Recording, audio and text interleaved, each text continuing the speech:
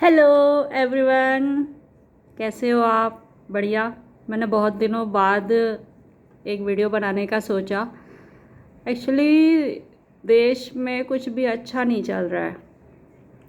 आप देखो, plane crash हो गया एयर इंडिया का। एयर इंडिया, टाटा तो इतना ट्रस्टेबल नाम है। एयर इंडिया का कैसे प्लेन क्रैश हो गया? क्या ध्यान नहीं दिया? दुनिया में पता है अपने हाथ में कुछ है नहीं।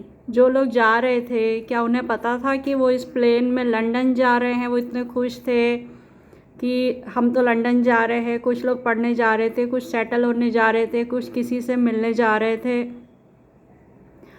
भाई क्या है अपने हाथ में? आपके हाथ में तो कुछ भी नहीं है। मैं तो ईरान इराक की लड़ाई हो रही है, सॉरी, ईरान और इज़राइल की लड़ाई हो रही है ज़बरदस्ती। इंडिया और पाकिस्तान की लड़ाई हो गई ज़बरदस्ती। पहलगाम में लोग घूमने गए थे, वहाँ पे मार दिए गए। लोग कहते हैं कि लव जिहाद चल रहा है, वहाँ क्या हुआ था? हिंदू पकड़ के मार दिए। और कभी लव मैरिज करो तो कोई मार देता है। अभी राजा रघुवंशी केस अरेंज मैरिज का था, उसमें भी कांड हो गया। तो दुनिया में हो कुछ भी सकता है आपके साथ। बस आप आज जो है, आज में जियो, आज में खुश होने की कोशिश करो। कल का कोई भरोसा नहीं है।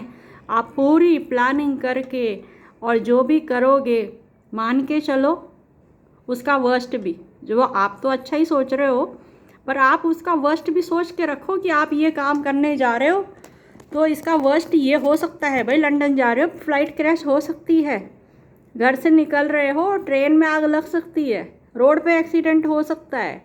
फिर हम बाद में दुखी तो होंगे, पर शायद शौक नहीं होंगे। जैसे कि देश शौक है, हम भी शौक हैं, ऐसा कैसे हुआ? और चलो प्लेन तो क्रैश हुआ ही सही, ऊपर से अस्पताल के ऊपर गिर गया। वहाँ बच्चे पढ़ने गए थे, वो तो घर से बाहर भी नहीं निकले थे, वो अपने कॉलेज से बाहर भी नहीं थे, अपने अच्छे काम कर रहे थे। वो जीवन में मोटिवेशन लेके आए थे, जन कल्याण की सेवा करेंगे, जाएंगे, दुख दर्द मिटाएंगे, डॉक्टर बनेंगे, सेवा के भाव से आए थे, वही चले गए।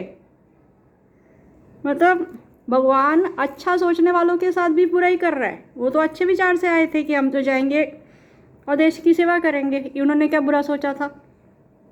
2 फर्स्ट ईयर के बच्चे, 2 सेकेंड ईयर के बच्चे और भी डॉक्टर, आसपास के लोग जल गए, जिंदा जल गए। क्या गलती थी भाई उनकी? प्लेन में छोटे छोटे बच्चे भी गए थे, जल गए। क्या गलती थी उनकी? पूरी पूरी फैमिली चली गई है। कोई अपने पति का अंतिम क्रिया करने यहाँ आया था और वो दुखी था।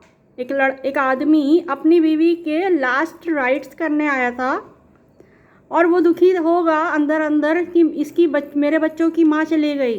क्या हुआ? जाते हुए और एयर इंडिया प्लेन क्रैश हो गया, उन बच्चों के सर से बाप का भी साया चला गया। जब वो मेडिकल कॉलेज के बच्चे सिलेक्ट हुए होंगे, फर्स्ट ईयर वाले, लास्ट ईयर उन्होंने एडमिशन लिया था, वो उनके घर में कितनी खुशी हुई होगी, हमारा बच्चा टॉप और बहुत बढ़िया, बहुत अच्छे कॉलेज से डॉक्टर बनेगा, बहुत अच्छा बनेगा, देश की सेवा करेगा। उनके घर में आज मातम है। जहाँ कल खुशियाँ थी वहाँ आज मातम है। जीवन में कुछ भी अपने हाथ में नहीं है, ये मुझे समझ में आ गया। कुछ भी प्लानिंग कर लो, शादी कर लो, सोचो भैया हम और बीवी खुश रहेंगे, बीवी आपको मेघालय में ले जाके गड्ढे में डाल देगी, कुछ पता नहीं है।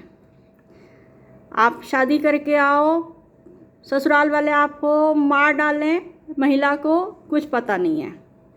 तलाक हो जाए, कुछ पता नहीं है। जीवन में कुछ भी अपने हाथ में नहीं है। इसलिए जो हो रहा है होने दो, जो जैसा हो रहा है उसे देखो, समझो, जाने दो। आज अपने हाथ में है। आज के हिसाब से, आज की परिस्थिति के हिसाब से जो डिसीजन लेना है लो। शादी करनी है करो, नहीं करनी मत करो। मेरे 2 बच्चे हैं, बड़े हैं, बेटा शादी के लायक हो रहा है, लेकिन मुझे शादियों से इतना डर लगता है, मुझे ऐसा लगता है कि मैं अपने बच्चों की शादी ना करूं। क्योंकि मुझे बहू लाने से ही डर लग रहा है। मेरी बेटी भी है, मुझे लड़के से भी शादी करने से डर लग रहा है कि मैं अपने दोनों बच्चों की शादी ना करूं। ना मुझे बहू चाहिए, ना मुझे दामाद चाहिए।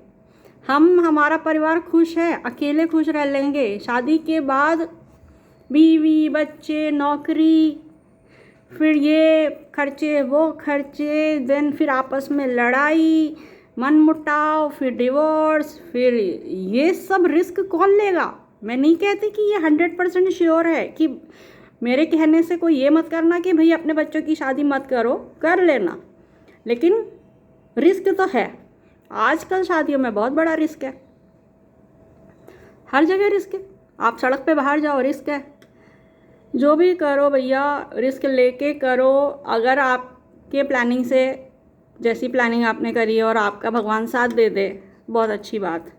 लेकिन अगर आपका भगवान साथ ना दे तो फिर इतना दुखी मत हो ना, उसे अपनी नियति मान के स्वीकार करके दिल में तसल्ली रखना कि भगवान आपकी परीक्षा ले रहा है।